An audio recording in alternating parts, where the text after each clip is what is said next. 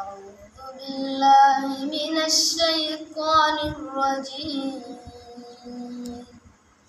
بسم الله الرحمن الرحيم. قد أفلح المؤمنون الذين هم في صلاتهم خاشعون والذين هم عن اللغو معرضون والذين هم للزكاة فاعلون والذين هم لفروجهم حافظون إلا على أزواجهم أو ما ملكت أيمانهم فإنهم غير ملومين.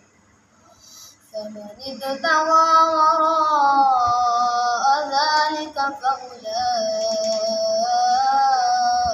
هم العادون والذين هم لأماناتهم وعهدهم راعون والذين هم على صلواتهم يحافظون. أولئك هم الوارثون الذين يرثون الفردوس هم فيها خالدون. ولقد خلقنا الإنسان من سلالة من طين ثم جعلناه نطفة في قرار مكين ثم خلقنا النطفة علقة فخلقنا العلقة مضغة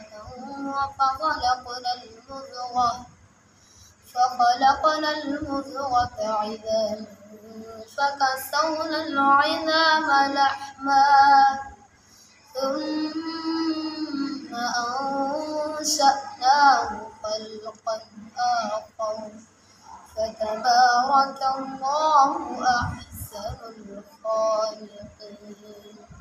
صدق الله العظيم.